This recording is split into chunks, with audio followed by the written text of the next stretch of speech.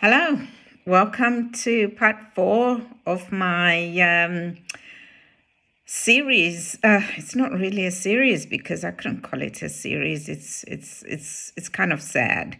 So me talking about all the women that it's a series sort of triggered by the campaign. I don't know if I call it a campaign, by the campaign for like say her name, or the women who've been affected by domestic violence or gender-based violence. So it's kind of like me now, because my first part, I think I just talked in general, and then second part, it was all about the women that I have. I was reading about people I don't personally know, but the third and this part, I'm talking about people that I personally knew. So today I'm just going to talk about a friend of mine. Okay, so we went to the same church, and we also we used to catch the bus together in the morning.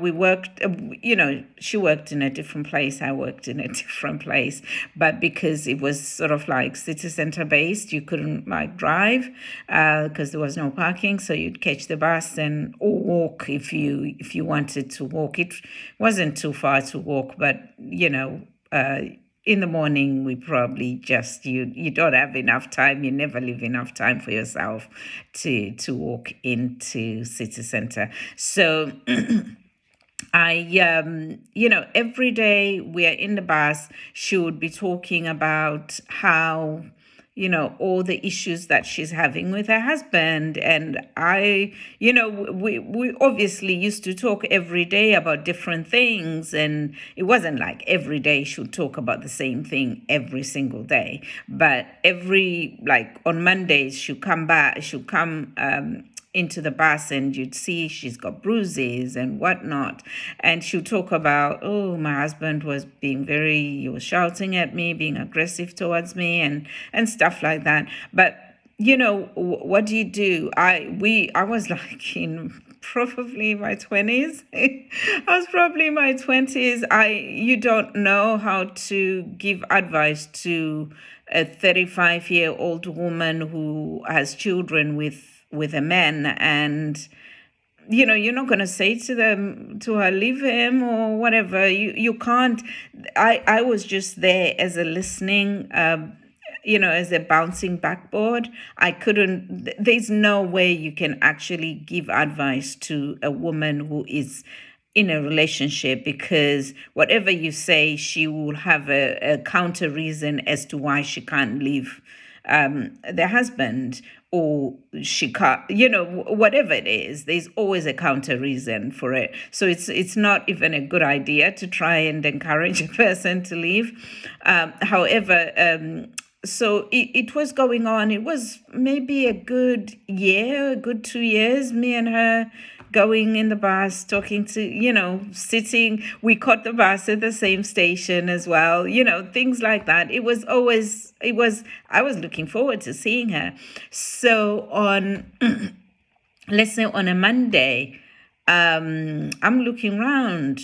Okay, where's my friend? Where's my friend? She wasn't there. So I texted her and said to her, are you on annual leave? You never mentioned anything last week that you're on annual leave. What's going on? So she's like, oh, I'm at my sister's house in Wolverhampton or something. So I'm like, oh, okay. So at this point, because we were just people who talked, I didn't want to be personal. If a person doesn't want to tell you their very personal details, I wasn't about to ask her. And I think I was also quite young as well for me to kind of like feel like I'm now I can be intrusive. I think I'm old enough to be so intrusive and not care. But at that time, when you're so much, I think when you're in your 20s or 30s, you kind of feel like you need to give a person space. But maybe it was not a good idea. I should have probably given her a little bit more advice. But anyway, So I'm like, oh, okay, I'll speak to you when you come back. I'll see you when you come back. And that was the end of my conversation. And after 3 days, I get a text message from one of, the people, because we used to go to the same church, that so and so has passed away. And I'm like, that doesn't make sense. She told me she had gone to visit us. Well, maybe that's how I interpreted the message, to say she's with her sister in Wolverhampton. But what had happened was that weekend, the husband had become even a lot more violent, like beaten her up with maybe a stick or a rod or something more physical, that she got not just bruises, she had cuts, she was hit in the head so hard. And instead of her going to the hospital, she then went to see her sister. But that's, maybe there was no bleeding, external bleeding or whatever. She probably didn't see the need to go and visit, to go to the hospital, because from what I understand now is it was something maybe like a pan or something heavy, something that hit her at the back, like very hard. So when she was at her sister, she started having these headaches, like serious headaches. And by the time they went to the hospital, it was already too late. So she then died, like within 3 days, she was dead. So it was one of those things where I felt I blamed myself for the longest time, because I felt like I could have, a person was crying for help, but I was too young or too naive to realize that she's crying for help, or she's trying to tell me this, what do I do? Give me some help, give me some advice. Because every single Monday or every other day during the week, it didn't happen as much, but on a Monday, she would talk about how horrible the weekend was. So it was always me looking forward to hearing someone's miserable life. I don't know, it was me just looking forward to hearing someone having a miserable life. And I didn't realize how bad the situation, or maybe I did, but I chose not to see how bad the situation was. But it was so bad that he hit her with something. And obviously he used to hit her because I used to see the bruises, and I used to think it was just, I don't know, I'm even up to now just thinking about it, it's how did I miss I saw the signs. She told me the signs. Everything was just blatant, everything there.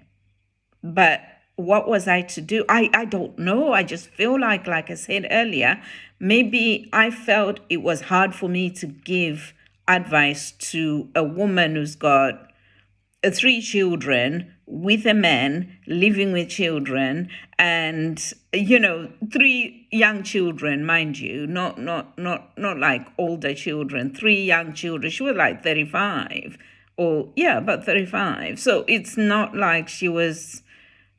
So it's hard for me to say, oh, maybe you can go out there and be a single mom. It's not something you tell a person. So it was, even up to now, I really feel like maybe I should have done something. Maybe I should have said something. But I can't do the maybes anymore, because this happened. Her husband, it wasn't like he killed her straight away, but she still died from the physical trauma that he caused on her. And because she died from that physical trauma that she caused on her, her children grew up with no mother. It's almost like inconceivable that you kill the mother of your children.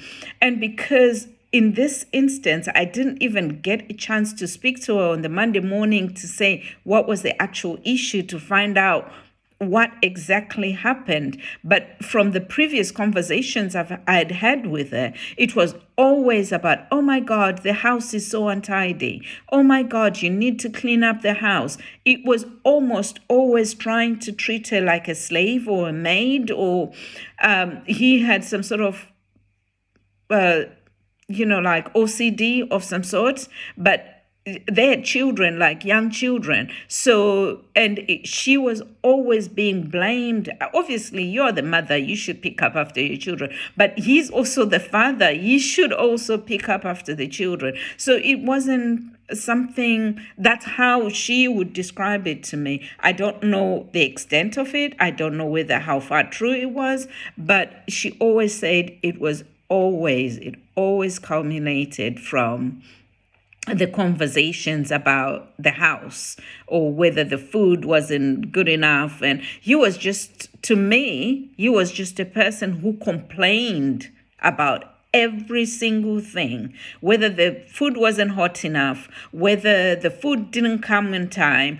or whether she didn't cook the meat hard enough. It was always something like basic things where you think, or maybe she didn't give him, he was like one of those people who wanted to be served, like you do the cooking, you give him the food, you take the dishes away. And so that's how I took it to be. And I was like, well, you've been with this man for like what, 12, 15 years, so you must understand, you must like the way that he treats you. That's how I looked at it at that time. And I blamed myself for the longest time, because I just thought to myself, I could have said something. I could have, but what do you say to a woman who's got children?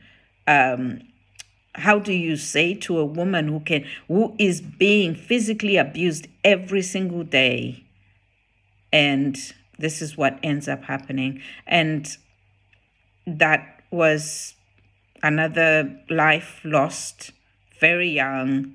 And it also that set me back as well. It's almost like I ended up feeling like I am the common denominator here, because these are people that I know. It's just keeps happening. What's going on? I really felt so sad.